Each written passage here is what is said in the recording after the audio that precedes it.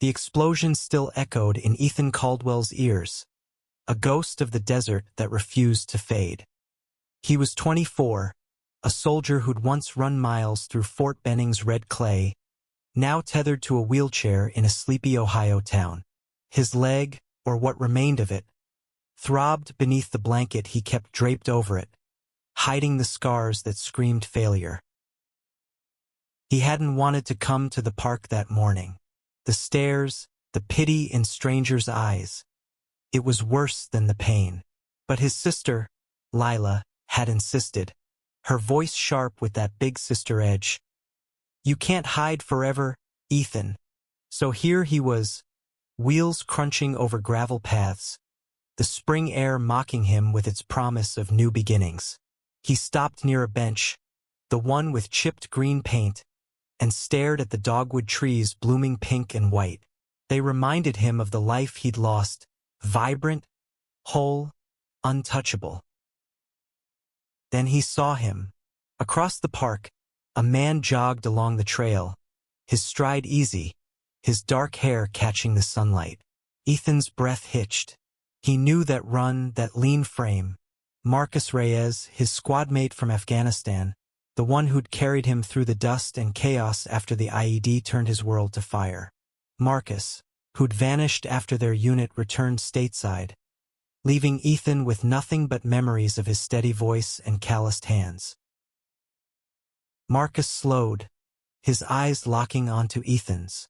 For a moment, time unraveled, back to the barracks, to late-night talks about dreams neither dared admit. Ethan's heart pounded, a traitor to the walls he'd built. Marcus approached, his face a mix of shock and something softer, something that made Ethan want to look away. "Ethan?" Marcus's voice was low, careful, like he was stepping around a landmine. "God, it's you." Ethan gripped the arms of his wheelchair, his knuckles white. "Yeah, what's left of me?" The words came out bitter, sharper than he'd meant. He hated how small he felt, how the chair made him less in his own eyes. Marcus crouched, leveling their gazes. His brown eyes, flecked with gold, hadn't changed.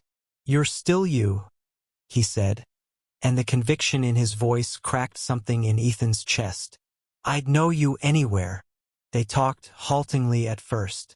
Marcus had moved to Columbus after the army, working as a paramedic, trying to outrun his own ghosts. Ethan shared scraps of his life. Physical therapy, the small apartment he shared with Lila, the nightmares that woke him screaming. He didn't mention the shame, the way he avoided mirrors, or how he'd stopped believing he deserved to be seen. The park grew quieter as families drifted away. Marcus sat on the bench, his knee brushing Ethan's. "I looked for you," Marcus admitted. "After we got back. I called, but your number was dead." Ethan swallowed, his throat tight. "I didn't want to be found." He'd cut everyone off. Friends, family, even Marcus. Especially Marcus. Because Marcus had seen him at his weakest, bleeding out in the sand, and Ethan couldn't bear the thought of being that man forever in his eyes. Marcus leaned closer, his voice dropping. "I never stopped thinking about you." The words hung between them, heavy with unspoken truths. Ethan's pulse raced. He'd spent years burying the feelings that had stirred in the barracks, the glances that lingered too long, the ache he'd never named. Being gay in the army wasn't impossible, but it was a minefield, and Ethan had always chosen safety over truth. Now, though, with Marcus so close, safety felt like a cage. "Why are you here?" Ethan asked, his voice barely above a whisper. Marcus's hand rested on the arm of the wheelchair, inches from Ethan's. "Because I couldn't stay away." That night, Ethan lay awake, the memory of Marcus's touch burning hotter than any explosion. He didn't know if he could let someone in, not when he was half a man, broken in ways no doctor could fix. But Marcus's words echoed, relentless. "You're still you." For the first time in months, Ethan wondered if that could be true. The next day, Marcus texted. A simple message. Coffee tomorrow? Ethan stared at the screen, his thumb hovering. He wanted to say no, to retreat to the shadows where he felt safe. But something, maybe desperation, maybe hope, made him type yes. They met at a small cafe on High Street, its windows streaked with morning light. Marcus wore a faded denim jacket, his smile easy but guarded. Ethan felt exposed, his wheelchair drawing glances from other patrons. He hated it, the way people's eyes slid from curiosity to pity. But Marcus didn't look at him like that. He looked at Ethan like he was whole. They talked about everything and nothing, movies, music, the way Columbus felt both too big and too small. Marcus shared stories of his paramedic shifts, the lives he'd saved, the ones he couldn't. Ethan listened, drawn to the way Marcus's hands moved when he spoke, strong and sure. He wanted to reach out, to bridge the gap, but fear held him back. What could he offer now? A body that didn't work, a heart that didn't trust? As they left the cafe, Marcus paused by Ethan's chair. You ever miss it? He asked. The army, the way things were. Ethan's jaw tightened. Every day. But it wasn't just the army he missed. It was the version of himself who'd felt invincible, who'd laughed with Marcus under starlit skies, who'd dreamed of a future where he could be honest about who he loved. Marcus's hand brushed Ethan's shoulder, a fleeting touch that sent sparks through him. You're still that guy, Marcus said. You just gotta remember. Ethan didn't reply, but the words stayed with him, burrowing deep. That night, he dreamed of the desert. Not the explosion, but the quiet moments before, when Marcus's laughter had been his anchor. He woke with a strange feeling, something he hadn't felt in months. Possibility. They started meeting regularly, park walks, coffee runs, quiet evenings at Ethan's apartment. Marcus never pushed, never asked for more than Ethan could give. But the air between them crackled, charged with words neither spoke. Ethan caught himself staring at Marcus's lips, wondering what it would feel like to close the distance. He hated how much he wanted it, how much it scared him. One afternoon, they sat by the Scioto River, the water glinting under the sun. Marcus pulled a small notebook from his pocket, sketching the skyline with quick, sure strokes. Ethan watched, mesmerized. You're good, he said, nodding at the drawing. Marcus grinned, his eyes crinkling. Had a lot of practice waiting for you to show up. Ethan laughed, the sound startling him. It had been so long since he'd felt light, since he'd felt like himself. But the moment passed, and doubt crept in. He looked down at his legs, hidden under the blanket. You don't have to do this, he said quietly. Stick around. I'm not who I was. Marcus set the notebook down, his expression fierce. You think I care about that? I see you, Ethan. Not the chair. Not the scars. You. Ethan's throat closed. He wanted to believe it, wanted it so badly it hurt. But the shame was a weight he couldn't shake, a voice whispering he'd never be enough. Marcus reached for his hand, lacing their fingers together. The touch was electric, grounding, terrifying. Ethan didn't pull away. That night, alone in his apartment, Ethan traced the scars on his leg, jagged lines that told a story he hated. He thought of Marcus's hand in his, the way it had felt like a promise. For the first time, he wondered if he could learn to love the man he was now. Not whole, but still worthy. Weeks passed, and Marcus became a constant in Ethan's life, a tether to a world he'd thought was lost. They spent afternoons exploring Columbus, art galleries in the short north, food trucks by the river, quiet corners of the Franklin Park Conservatory where Ethan could forget the weight of his chair. Marcus never treated him like he was fragile, never hesitated to challenge him. Bet I can beat you to that oak tree, he'd say, grinning. and Ethan would roll his eyes but push his wheels faster. The burn in his arms a reminder he was still alive. But the closeness brought new fears. Ethan caught the way Marcus's gaze lingered, the way his voice softened when he said Ethan's name. It stirred something deep, something Ethan had buried in the army, where feelings like these were dangerous. He'd grown up in a small town where faggot was a weapon hurled at boys who didn't fit, and though he'd left that place behind, its echoes lingered. He'd never come out, not to his family, not to himself. The army had been his escape, a place to be a man without questions. Now, with Marcus, those questions were clawing their way to the surface. One evening, they sat in Ethan's apartment, takeout containers scattered on the coffee table. Marcus was telling a story about a call he'd had at work, a kid who'd fallen off a bike, scared but unharmed. Ethan watched him, the way his hands moved, the way his laugh filled the room. He wanted to freeze this moment, to live in it forever. But then Marcus's eyes met his, and the air shifted. "You ever think about what could have been?" Marcus asked, his voice low. "If things had been different, if we'd said something back then." Ethan's heart stuttered. He knew what Marcus meant. The nights in the barracks when their shoulders brushed, when silences held more than words. He'd wanted to speak then, to confess the pull he felt, but fear had kept him silent. Now, with Marcus so close, the fear was different but no less real. "I don't know," Ethan said, looking away. "I'm not the same guy anymore." Marcus leaned forward, his elbows on his knees. "You keep saying that, but I don't buy it. You're still the guy who made me laugh when we were stuck in that godforsaken desert. The guy who kept me sane." Ethan's chest ached. He wanted to believe Marcus, wanted to be that man again. But the scars, the chair, the weight of who he'd become, they were barriers he didn't know how to cross. "You don't get it," he said, his voice rough. "I'm broken. You deserve better than this." Marcus's jaw tightened. "Don't tell me what I deserve."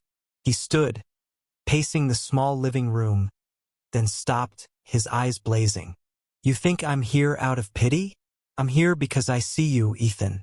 Because I've always seen you." The words hit like a punch. Ethan's hands shook, and he gripped the arms of his chair to steady himself.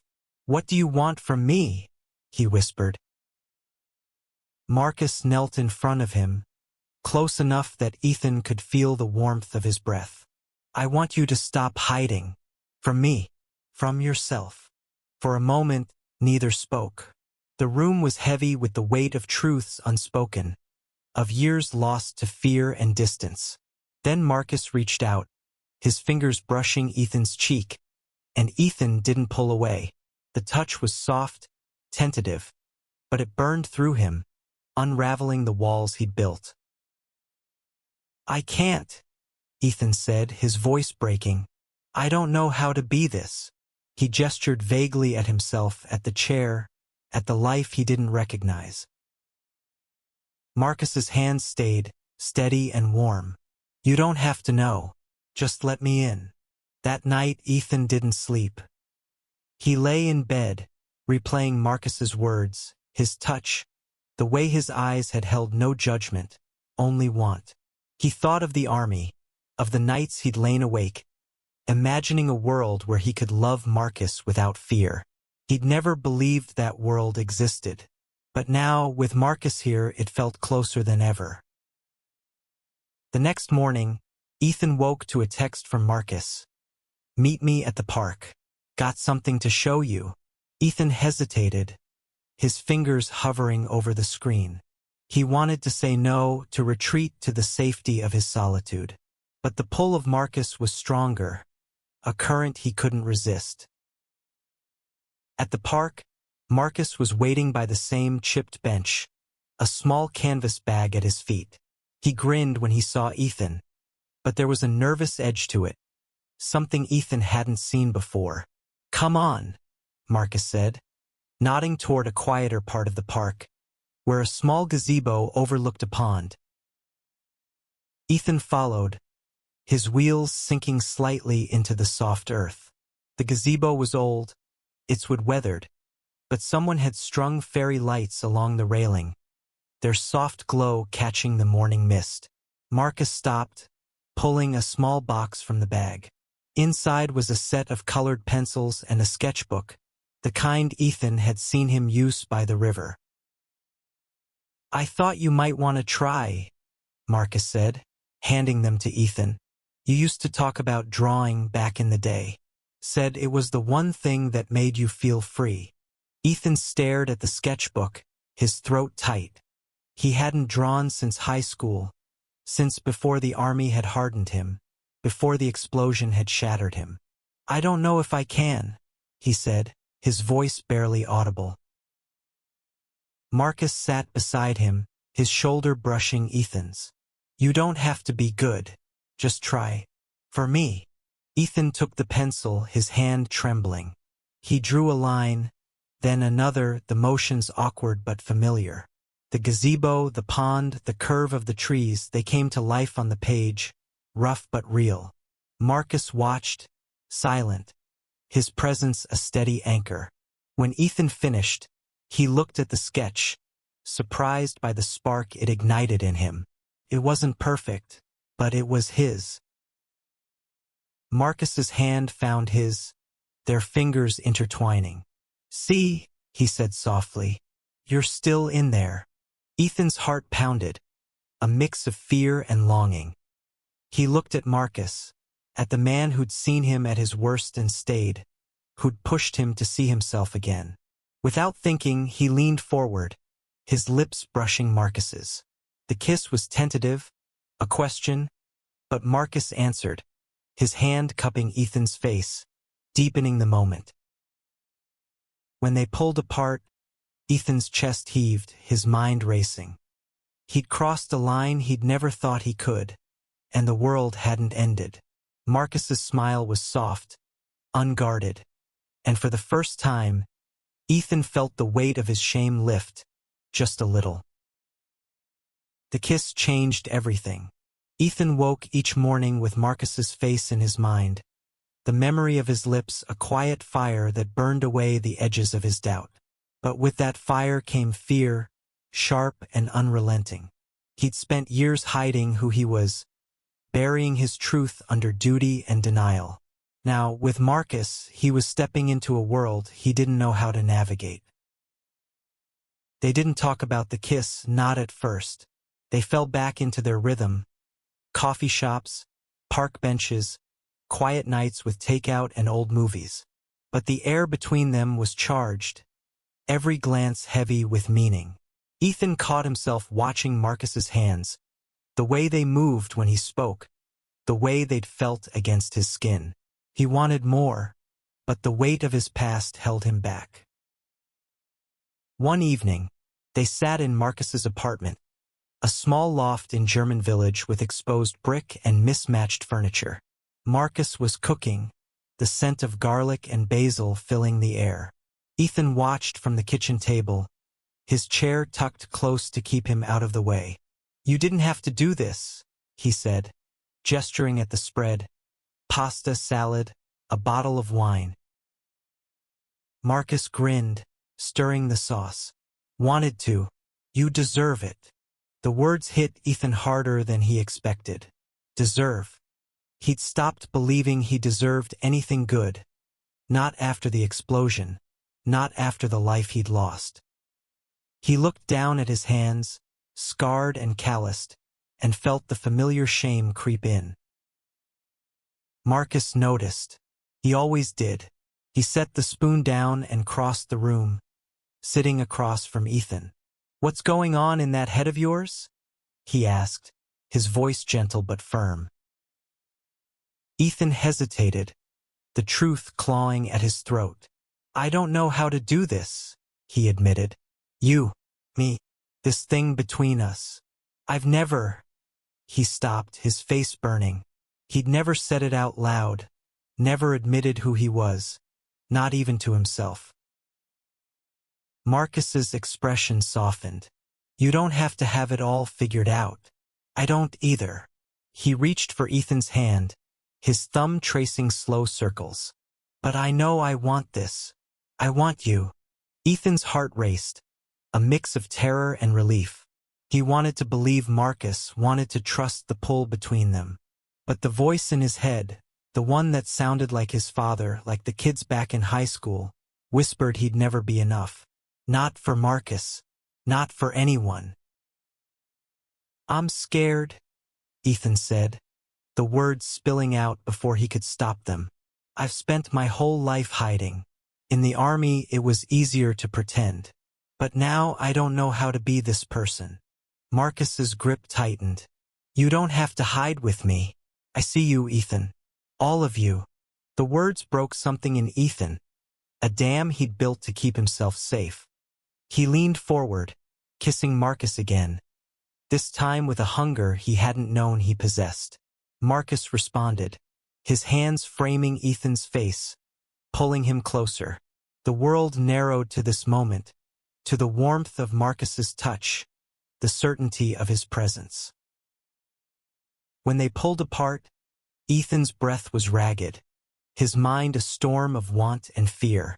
"What if I mess this up?" he whispered. Marcus smiled, his eyes bright. "Then we'll figure it out together." That night, Ethan stayed at Marcus's apartment, the first time he'd spent the night anywhere but his own bed since the injury. They didn't do more than kiss, didn't push past the fragile newness of what they were building. But lying beside Marcus, listening to the steady rhythm of his breathing, Ethan felt a peace he hadn't known in years. The next morning, they drove to a community center where Marcus volunteered, helping veterans with job training and therapy groups. Ethan hadn't wanted to go. Too many memories of the army, too many faces that might pity him. But Marcus insisted, his quiet confidence wearing down Ethan's resistance. The center was a low brick building, its walls covered in murals painted by local kids. Inside, veterans of all ages moved through the halls, some with canes, some with scars like Ethan's. Marcus introduced him to a few, their handshakes firm, their eyes free of judgment. Ethan felt a flicker of something he hadn't expected, belonging. They sat in on a therapy group, a circle of chairs filled with men and women who'd seen too much. Ethan stayed quiet at first, his hands clenched in his lap. But when a woman named Carla spoke about losing her leg in Iraq, about the shame of feeling less than whole, Ethan's chest tightened. He knew that shame, knew it like a second skin. When it was his turn, he hesitated, his voice stuck. Marcus's hand rested on his knee, a silent anchor. "I'm Ethan," he said finally. "I was in Afghanistan. AD took my leg, and I guess I've been hiding ever since." The words felt like a confession, raw and terrifying. But the nods around the circle, the quiet understanding in their eyes, eased something in him. He didn't say more, didn't need to. For the first time, he felt seen, not as a wounded soldier, but as a man trying to find his way. After the group, Marcus drove them to a diner, the kind with cracked vinyl booths and coffee that tasted like home. They sat across from each other, the silence comfortable. "You did good today," Marcus said, his voice warm. Ethan shrugged, but a small smile tugged at his lips. "Felt like I was gonna puke." Marcus laughed, the sound bright and unguarded. "That's how you know it's real." Ethan looked at him, at the man who'd pulled him from the wreckage of his own life, and felt a surge of courage. "I'm glad you're here," he said, the words simple but heavy with meaning. Marcus's smile softened. "Me too." That night, back at Marcus's apartment, Ethan let himself lean into the moment. They kissed again, slower this time, exploring the edges of what they could be. Ethan's hands trembled as they traced Marcus's jaw, his heart pounding with the weight of his own truth. He was scared, but he was here, and that was enough for now. Summer settled over Columbus, warm and heavy, and Ethan's world began to shift. The community center became a weekly ritual, each session peeling back another layer of his guarded heart. He spoke more, shared stories of the desert, of the men he'd lost, of the man he'd been. Marcus was always there, a steady presence, his hand a quiet reassurance on Ethan's shoulder. But the closer they grew, the more Ethan's fears clawed at him. He loved Marcus. There was no denying it now, the word sharp and real in his mind. But love meant vulnerability, and vulnerability meant risk. He'd spent so long protecting himself, building walls to keep out the world. Letting Marcus in felt like tearing those walls down with his bare hands. One afternoon they walked or rolled in Ethan's case, through Goodale Park, the air thick with the scent of cut grass. Marcus carried a picnic basket, a lopsided grin on his face. "Thought we'd try something new," he said, spreading a blanket under a sprawling maple tree. Ethan raised an eyebrow, maneuvering his chair onto the grass. "You're getting soft, Reyes."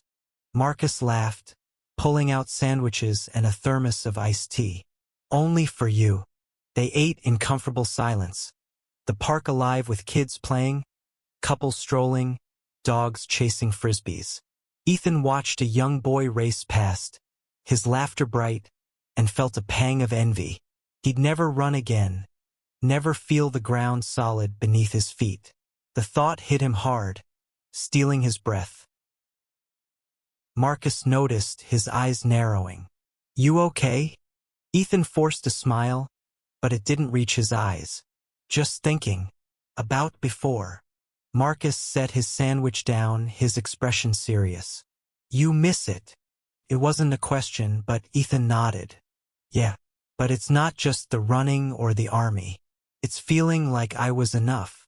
Marcus's hand found his, their fingers lacing together. "You are enough. More than enough."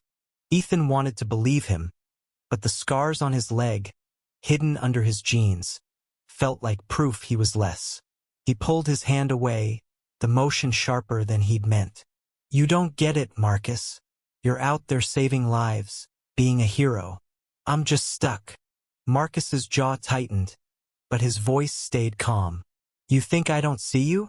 Every day you show up, Ethan. To the center, to therapy, to this." He gestured between them. "That's not stuck. That's fighting." Ethan looked away, his throat tight.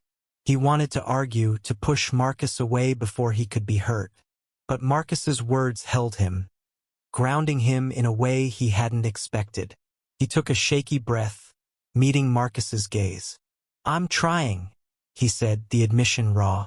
"But it's hard." Marcus's smile was soft, unguarded. "I know, and I'm here for it." That evening, they went to a local art show, one Marcus had been talking about for weeks. The gallery was crowded, filled with paintings and sculptures that spilled color and life into the room. Ethan felt out of place, his chair drawing glances, but Marcus stayed close, his presence a shield against the world. One painting caught Ethan's eye, a vibrant scene of two men embracing, their faces lit with joy.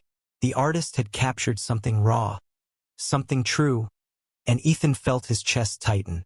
He thought of Marcus, of the kisses they'd shared, of the life they were building. He wanted that joy, but fear still lingered, a shadow he couldn't shake. Marcus noticed him staring. "What do you think?" he asked, his voice low. Ethan hesitated, then spoke the truth. "It's beautiful, but it scares me." Marcus's brow furrowed. "Why?" "Because it's so open. I've never been that. I don't know if I can be." Marcus took his hand, his grip firm.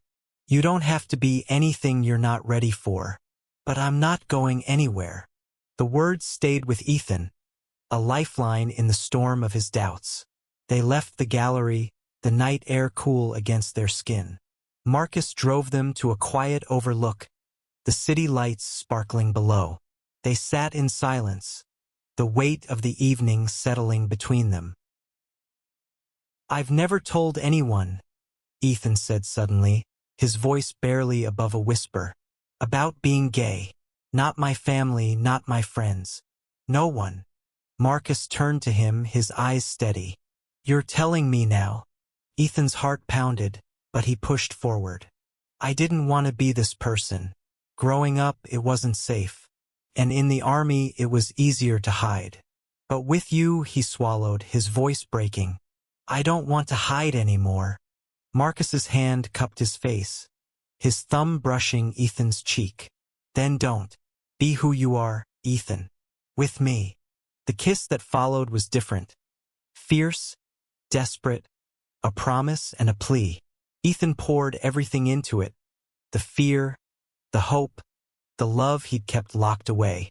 When they pulled apart, he was trembling, but he felt lighter, like he'd shed a weight he hadn't known he was carrying. The next day, Ethan called Lila.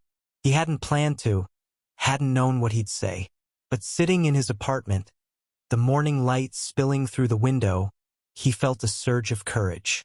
I need to tell you something, he said when she answered. Lila's voice was warm, curious. What's up? He took a deep breath, the words heavy but true. I'm gay, and I'm in love with Marcus. There was a pause, and Ethan's heart stopped, fear flooding in. But then Lila laughed, a sound of pure relief. Oh, thank God. I was wondering when you'd figure it out. Ethan blinked, stunned. You knew. I'm your sister, dummy. I've known since you were 15 and couldn't stop staring at that lifeguard at the community pool. She paused, her voice softening. I'm proud of you, Ethan, and I can't wait to meet Marcus.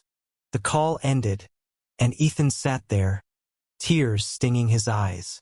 He'd expected judgment, rejection, but instead he'd found acceptance.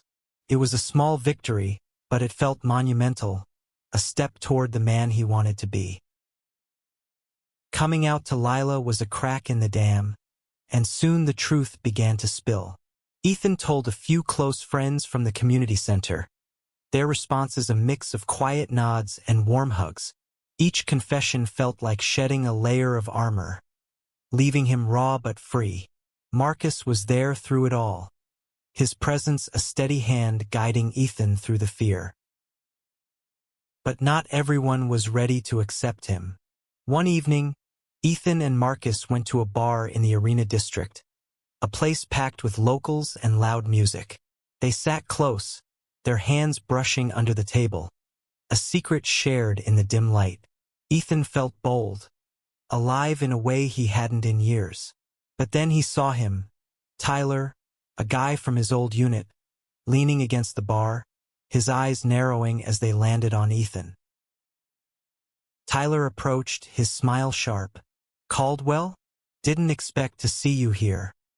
His gaze flicked to Marcus, to their closeness, and his expression hardened. Guess some things change. Ethan's stomach twisted, the old fear rushing back. He knew that tone, the one that carried judgment like a blade. Yeah, he said, his voice steady despite the pounding in his chest. Some things do.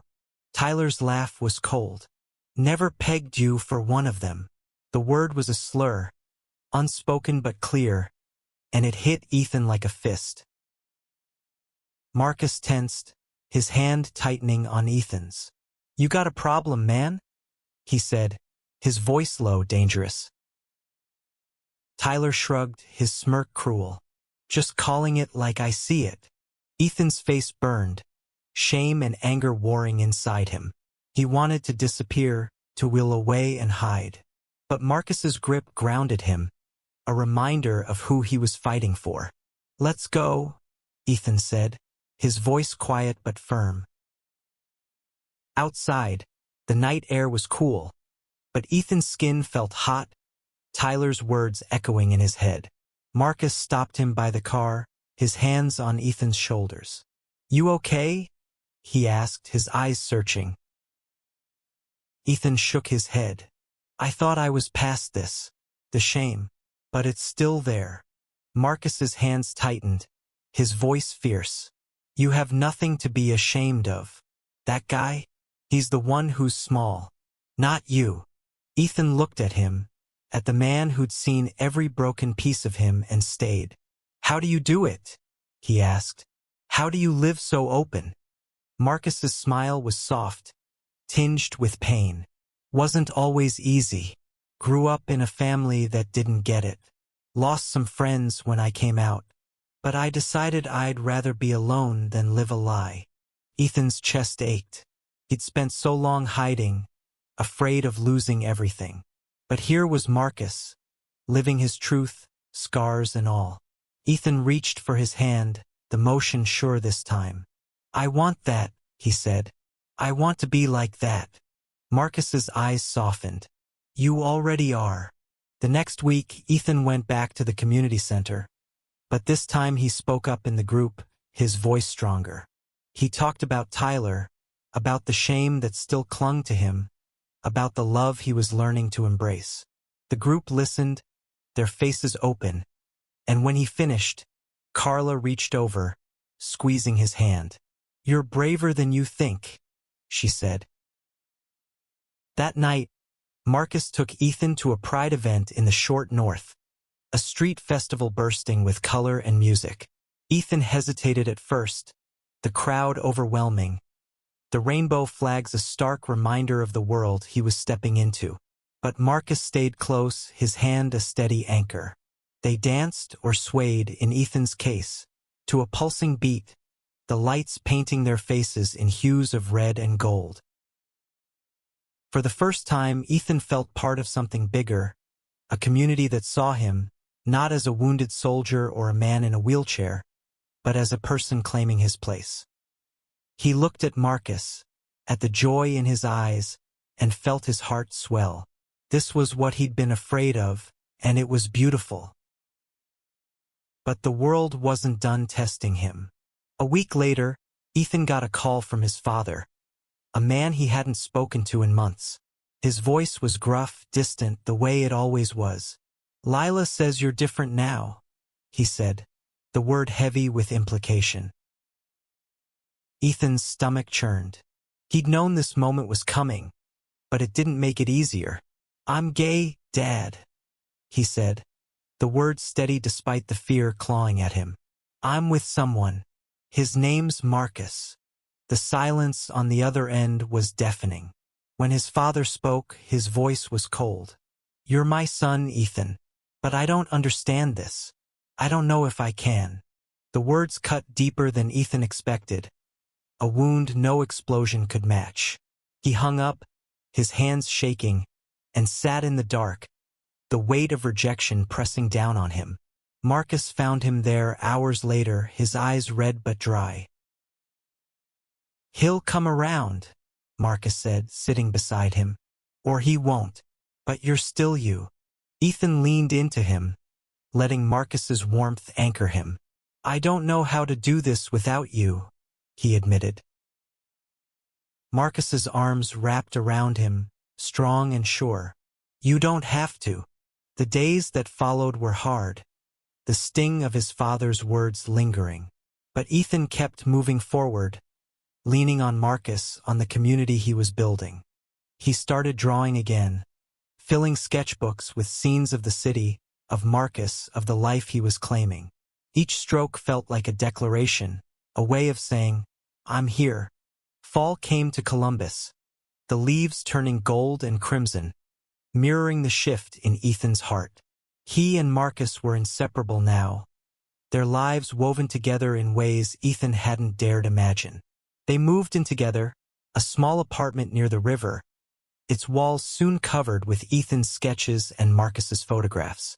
It wasn't perfect, Ethan's nightmares still woke them both, and Marcus's long shifts left them tired, but it was theirs. One morning, Ethan woke to find Marcus gone, a note on the kitchen table. Meet me at the park. Bring your sketchbook. Ethan smiled, the now familiar spark of curiosity igniting. He dressed, his movements sure despite the ache in his leg, and wheeled to the park, the air crisp against his skin. Marcus was waiting by the gazebo, the one where they'd shared their first sketch. He looked nervous, his hands fidgeting, a small box in his lap. Ethan's heart skipped, a mix of excitement and fear. "What's this?"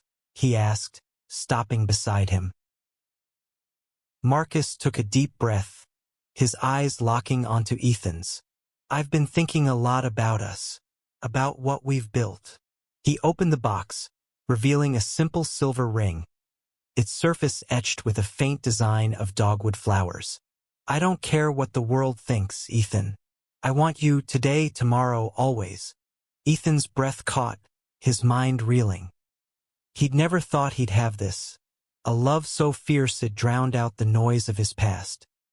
He looked at Marcus, at the man who'd carried him through fire, who'd kissed the scars that shamed him, and felt his heart settle. "Yes," he said, his voice steady. "Always." Marcus slid the ring onto Ethan's finger, his hands trembling. They kissed, the world falling away, the gazebo their sanctuary. Ethan felt the scars on his leg, the ones he'd hidden for so long, and realized they were part of him, but not all of him. He was more than his wounds, more than his fears, more than the man he'd been.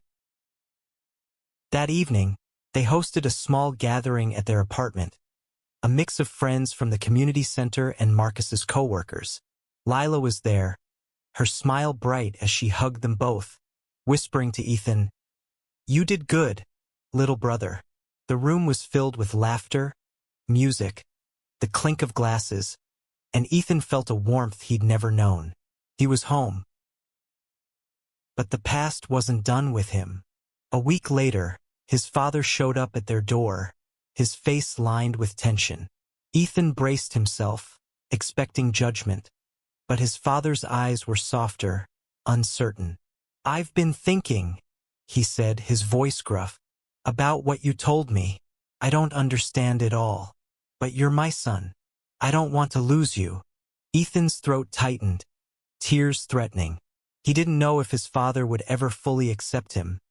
But this was a start, a crack in the wall. "Thanks, Dad," he said, his voice thick. "That means something." Marcus stood beside him, his hand a quiet strength. They talked, haltingly at first, about small things, the weather, the city, Ethan's sketches. It wasn't perfect, but it was enough for now. Months later, Ethan and Marcus stood in the park, the same one where they'd reconnected, now dusted with snow. They'd planned a small ceremony, just them and a few close friends, a promise sealed under the winter sky. Ethan wore a suit, his wheelchair adorned with a single dogwood flower, a nod to the moment that had changed everything. As they exchanged vows, Ethan looked at Marcus, at the man who'd seen him at his lowest and loved him still. "You saved me," he said, his voice steady. "Not from the explosion, but from myself." Marcus's eyes shimmered, his voice soft. "You saved yourself, Ethan. I just got to watch." They kissed, the snow falling soft around them, the world quiet and still. Ethan felt the weight of his scars, not as shame, but as a story of survival, of love, of a life reclaimed. He was wounded, yes, but he was whole and he was loved. The ceremony ended, and their friends cheered, the sound carrying through the park.